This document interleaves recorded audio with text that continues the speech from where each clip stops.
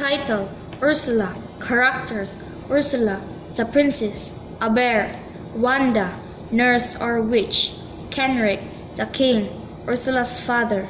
Munro, a prince. Moira, Munro's mother. Scene 1. Once upon a time, there was a princess lived in the castle.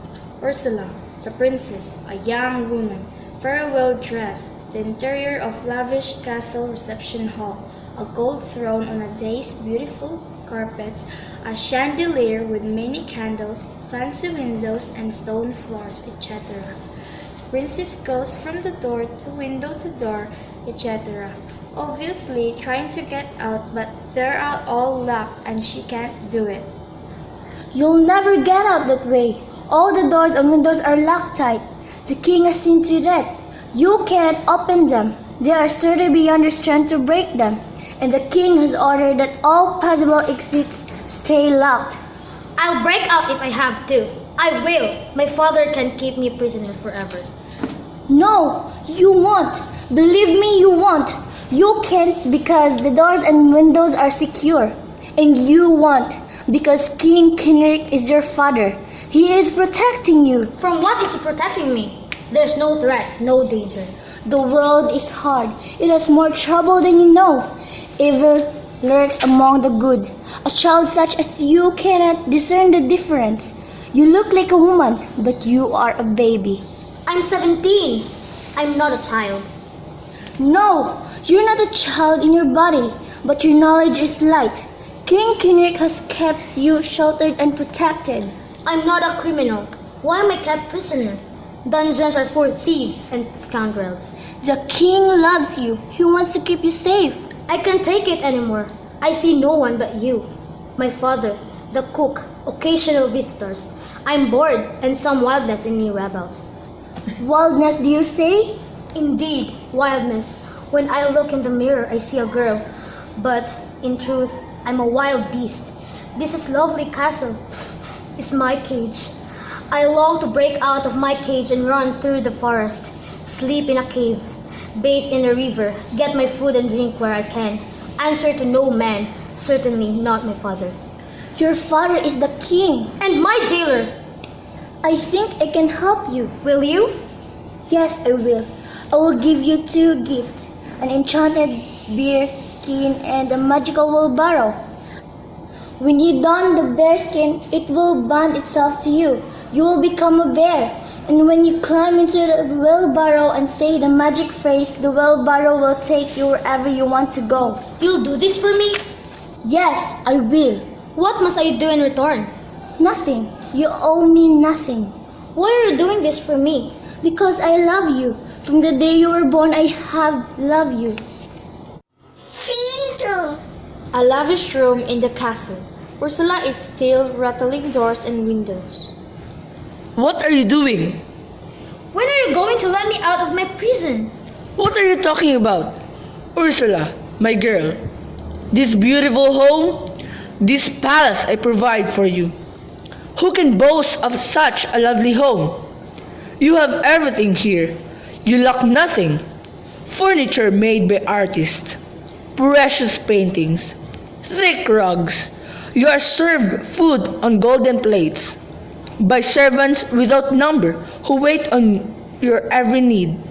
Your clothing is fitted to your form by a skilled seamstress. You sleep on the softest down subtly scented of woodland flowers. You want for nothing in my palace, this mansion, this heaven on earth. You are treated like a princess. You are a princess. What is wrong with you?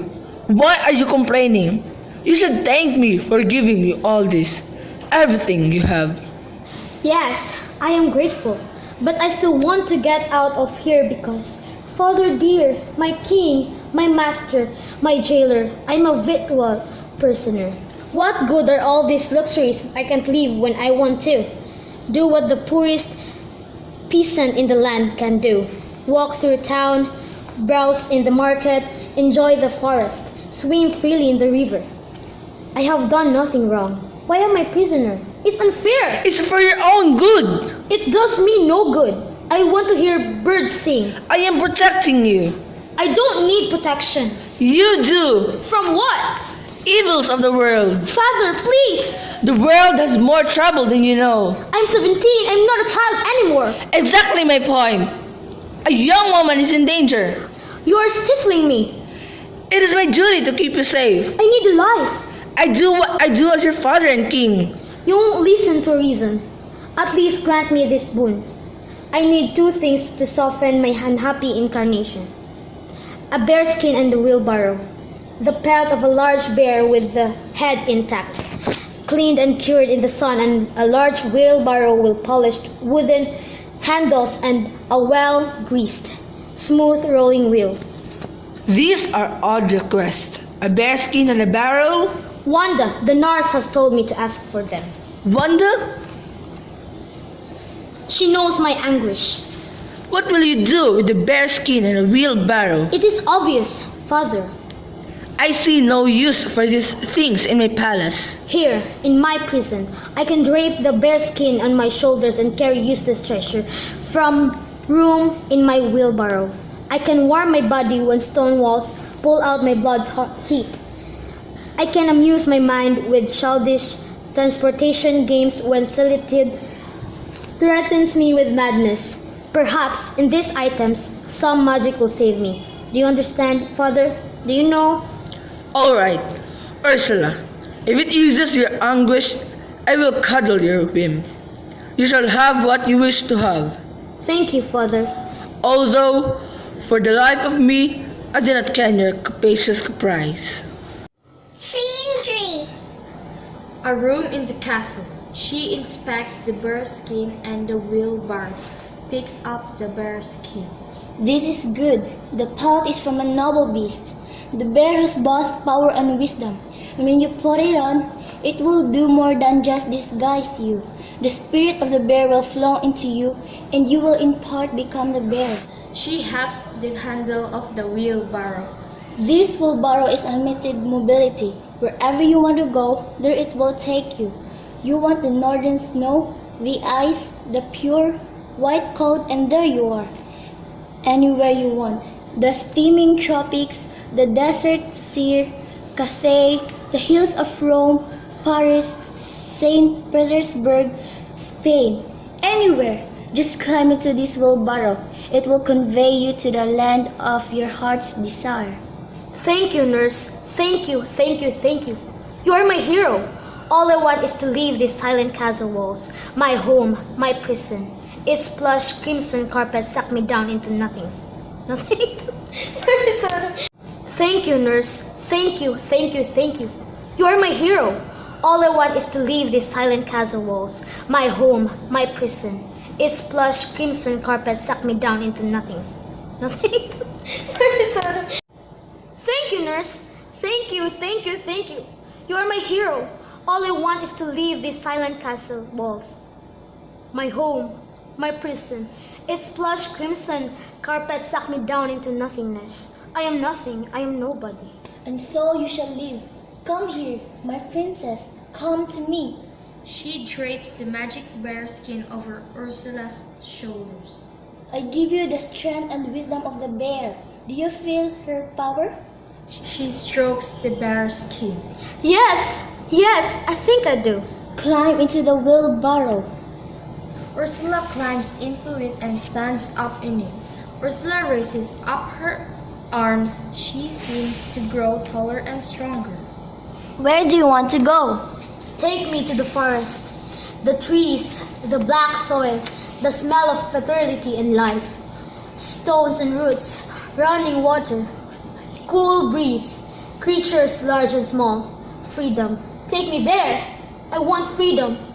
In the forest, there was a prince named Munro. He is dressed for hunting, carries a bow and quiver of arrows over one shoulder. The bear! I'll kill the bear before this day is done. It's a fierce, big beast whose saber claws, no doubt, can rip me in two if I allow it. Ursula stands beside a tree wearing the bear skin. There!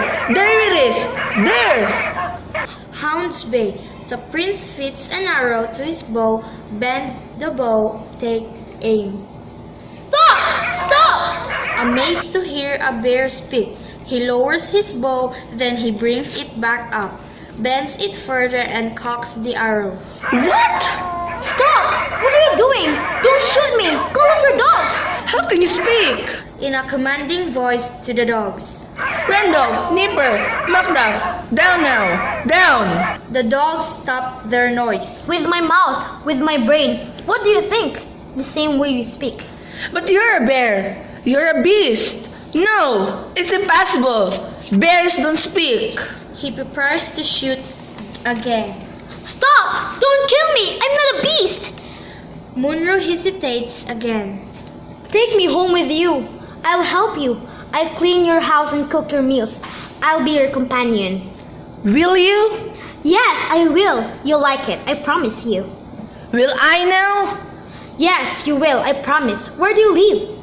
I live in a palace. My father is a king. Ha! To Munro. That's a coincidence. I know palace and kings. How can you know palace and kings? You're a beast. You live in the forest. I mean by reputation. That's what I mean. I have heard of palace and kings. Your reputation extends to the forest. We all know your father is king. And you speak with understanding. You're an outstanding bear. Indeed. Your form and carriage bear witness to some nobility. Your look is pleasing. Your speech is clear and bears witness to some intelligence and wit. For a bear. Will you take me home? I'll be your bear. Will you serve and amuse me? Will you restrain yourself from eating my horns and smashing my throne? I will. Can you dance? I'm a good dancer, but you'll not make me into your circus bear. Oh no, not that. But I do promise to help you and amuse you. That will have to do. He stows his arrow and lowers his bow. He extends to her and gloved hand. Fair enough. Although a dancing, talking bear would amuse me greatly. But I'll be satisfied. No doubt I'm the only man with an outstanding bear such as you. Come, follow me. We'll go to the palace to get you some porridge and soft nest in which to the rest. Action together. Scene 4. A lavishly appointed room in Prince Munro's castle, which bears an uncanny resemblance to King Kenric's castle. Ursula is doing housework, sweeping, dusting, polishing. She wears her magic bearskin, an apron, a kerchief. Ursula continues to work. The magic wheelbarrow sits unobtrusively in a corner. Mother, you look lovely. Thank you. And you? It's good to have you back. You're looking pale and hardy. Forest air. The hunt was good. I take it. 3 grouse, a big buck deer, and my bear, my lovely talking bear. She curtsies to the queen. My lady. You are a good bear. An industrious bear. Thank you, madam. You are kind. I do my best.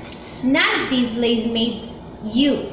Not hid in a scullery eating sweets. I couldn't bear it to bear home a stupid bear, mother. She is clever enough for a bear. And a good worker too. She tells me she can dance, though I've yet to see it. I'm glad you brought that subject up. Work? Dancing. Dancing? Dancing? Dancing. You're a man now, my son. A mature man who's seen more than a score of summers. It's time to plan for the Grand Royal Debutante's Moonlight Ball. It's time for the gentlemen and gentle ladies to meet. It's time for you to find a princess who may one day take my place as queen. We must have a ball. Yes, mother, I can see that. I'd like to go to the ball. Munro kicks Ursula. Ouch! Why did you do that? You're a bear. Don't put on the airs of a princess. Ursula growls at Munro, and she starts to charge towards him, but she restrains herself, picks up her broom, and goes back to work, grumbling. I've taken my bear out of the forest, but I've not taken the forest out of my bear. I see. A bear at a ball? Indeed. Is that so outrageous? Yes, yes it is. Go then, go waltz with silly, empty-headed girls who'll serve you fripperies for breakfast. I hope you're very happy. Your hair shall be geese.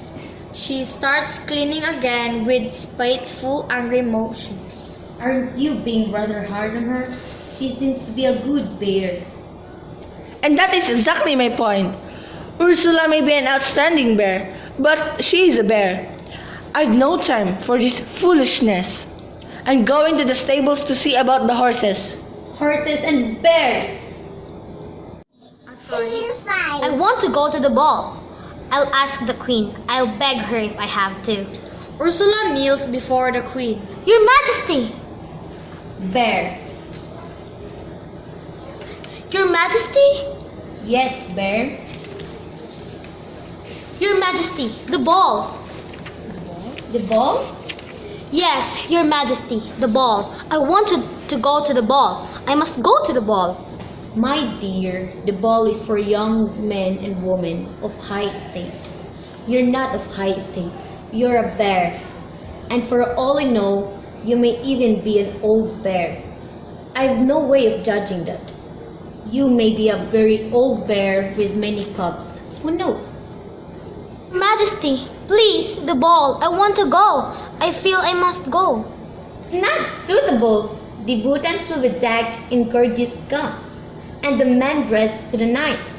The best magicians in the kingdom. A feast one can never forget. How can there be a bear at the ball? It just won't do, my dear. And dancing? Of course. I can dance. I'll show you. Ursula strips off her apron and kerchief and dances. She is graceful. The dance is beautiful. At the end of her dance, she again kneels before the queen. I can dance, and I love to dance. Please let me go to the ball. I'll do no harm, I promise. A bear will only watch them twirl and spin. She'll try her best to not destroy their joy. To do no harm at the ball will be her whim. Not bear it's for, but for a girl and boy. The story will be continued.